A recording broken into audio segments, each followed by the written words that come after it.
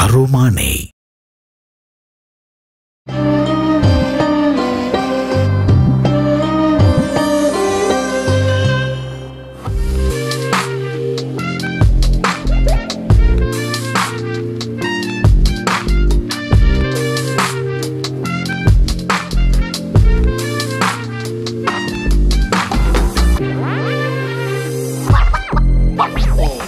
There's so many questions that that I want to ask you that I never got the chance to over the period. Let's start off with your latest venture as far as Tamil cinema is concerned, Jillan or Kadhal or Jillan or Kadhal. With New York Nagaram you sang. So a lot of people want to know why. Why I sang it? Yeah.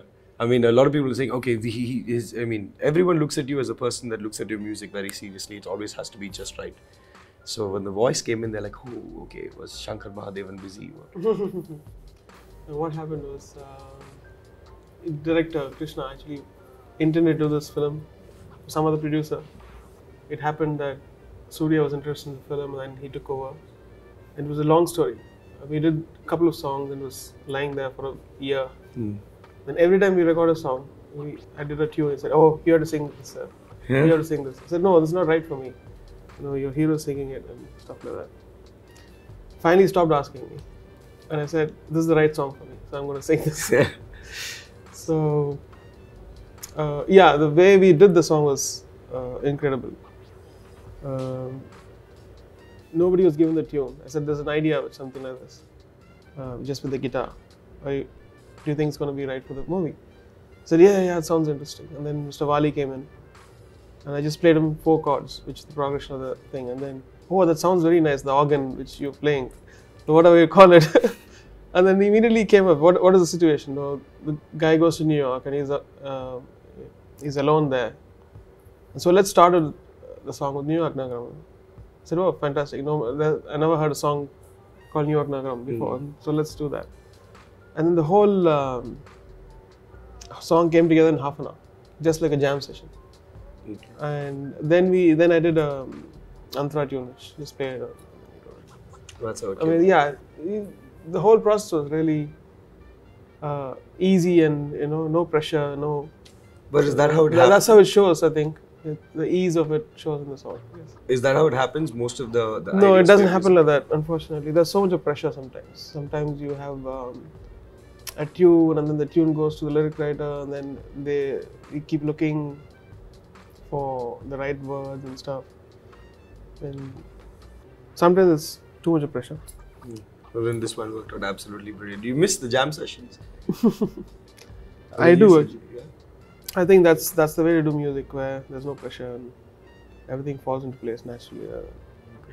Okay, now one thing I'd like to ask you, which of course comes more out of personal curiosity. I mean, it's a lot of there's a lot of tunes that you've done for companies as well as music, and that you've done independently, and of course for films as well. So, which do you like the most? Which gives you most peace? I think when something happens right and then there's a team which supports it and then brings it alive, that's the best satisfaction. Whether it's a film song or whether it's my album or a commercial or whatever it is. Okay. My question is this: there are so many music composers and directors all around, and they make different kinds of music, but there's only one of you and the brand of music that you display, because when they take you, they know that they're getting something absolutely different. Is that what you look for? Something absolutely different? Different is one thing, but also satisfying is what I try to do. Whether I'm satisfied with the music it's not, I mean, I can do different things. You can put 4 odd tone generators and do something different, which is rhythmic. But then that's not the stuff which you're going to listen again and again. What are you going to listen to? What makes you listen to something again and again? So is it a sound or is it a synth? I think it's a combination of things, and so it's like a very organic process. We do something, then we cut something off, and we just take only the pearls out of it. And so it's a big process. That's the reason it takes time, and that's the reason people don't get it in the first listen. But there have been certain songs that you've made that have, like, I mean, I term it as a cult classic. Everyone in college still listens to them. Everyone driving a car will smile whenever it comes on FM. And those are songs that you have actually worked on and taken a shorter period of time. Now, when you make a song, do you think that, okay, this is how the people in the theatre are going to listen to it, it's going to come out of the speakers like this, or is it like, no, wait, I want it to be perfect for me, and then you'll work our way around? The second one and the first one. And the first one. The second is the first. Ah. That's the first. First, it has to satisfy us. Okay. Me and the director and all of us. And then we look into how it can emerge in speakers. Okay. So that's the second step. Right. So another thing, international music has evolved as well. We were talking complete noise from what punk has become and all that stuff that moved along. Do you think India will open up to international music? Because a lot of your music has an international feel to it. It's already open because you see world space stuff. There's all kinds of channels in it. I mean, classical music, jazz and rock and hip hop and stuff like that. And on the net, there's streaming where they listen to a lot of stuff. And there's satellite channels where, so it's already there. It's not that it's gonna. Just that mainstream films don't have that. They do have. I mean, look, half of the Hindi songs have English lyrics now, and they have either hip hop or rock or stuff like that. I think it's the phase which is the next phase is going to be very interesting. I guess now it's the dissolve stage, I would say. So you think that if there's like a band of kids that are really, really good musicians and they play English music, that India is going to accept them, that they can reach a level of like an international Actually, band? what's missing is content. I mean, what are they singing about? You take any album, it's about love or it's about stuff which comes on movies again. Whereas when I was playing at school, I was playing a song by Deep People singing about a highway star, about a car and stuff like that. So and it was done right. The song was done right, so people wanted to listen to it. And that's very important. I think if you can make a song work, which doesn't talk about the cliche, then that's one kind of thing to look at. That's one of the reasons I wanted to do Vande Mataram, which is away from all that. The reason I asked you all this is the build-up to what we were talking about a little bit earlier. About the band, yeah. About the band. Well, my first thing, how I came into a rock band was, I was in class 9, I think, and some of the guys from high school, plus 1, plus 2, pulled me, said, we have a cultural competition, you guys come and play organ for us. So, they introduced me to Deep Purple and America and all those things, all those bands, and they used to play by ear and I used to take notes. Sarigama, Sagama, Sagama. It's like, playing Deep Purple with the notes on. And that changed only recently. Me being a book, having a sight reading thing or playing from the, So until that time it was like always writing down the notes. Writing the notes.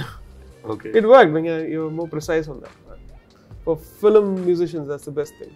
But I think for a band, going by the heart is cool. Okay.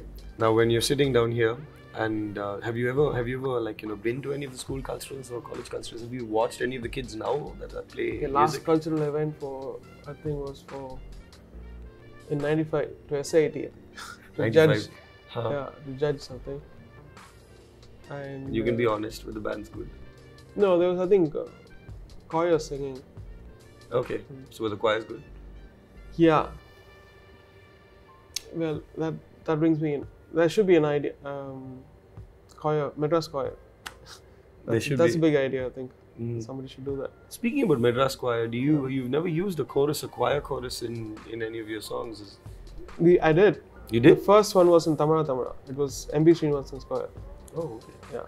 Cool. They sang that. Okay. So when you come down, when you sit here, when you're done with everything, which is virtually never at all, you never find time for yourself because there's always something that's in the pipeline, always something that's coming across. But when you do have that moment of peace, what do you like doing? Right now, the priority is to spend time with the kids, so they get to know me, and I get to know them also. Okay. So that's the priority. So is music always a part of their life? I mean, when you sit down, is it? Music is becoming a part of their life because they're learning now, and I can see the change in them. They're simply banging the keyboards, they're playing notes now. Cool. So when they grow up, how's it going to be? Is it going to be, my father is A.R.Rahman, so I am going to be a music director? What are you going to? I think the choice will be left to them. What my duty is to teach them my spirituality and my music to them and let them make a choice. Okay. If I don't do that, then they would, they will have complaints, and I don't want that to happen. How do you term yourself as a person? That's the first question I'd like to ask you after all that's done. What person? You look at yourself in the mirror and you go, I am. I don't think too much like that. I know. I just try to be at different moments the role which I'm playing. Okay. What's the role you're playing now? I'm getting interviewed by you. Oh, the interviewee. Okay, cool. And when you're all done and you listen to your music and everything's about them, is everything about the music? Which is another question that I want to ask you. It is. Yeah. I don't know whether it's good or bad, but it is because it's not like a director. A director finishes the film and then he gets to take off. If the film does well, he gets all the awards and he spends the next year doing that, and then he goes to the next film. If it doesn't, then he's sulking and brooding over, oh, my film failed. For me, it's not the question whether it's a success or failure. I have to get into the next one, and that's waiting, and then I have to finish the next one. It keeps going on. Cool. So you need to detach from what you've done and then go to the next one. Okay, so detachment is like the key right now. But because why I wanted to ask you is, not many have come across, but there definitely would have been one or two that you would have considered a failure. Yeah. What happens then? Do you sit and say, wait, I want to see what's happening, break it all down?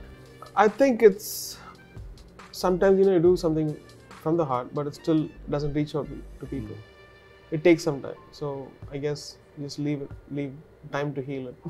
Okay, and that's the way, because I understand if you do a haphazard work or if you do something half-baked and then it comes out and flops and so that doesn't happen mostly, thank God. Okay.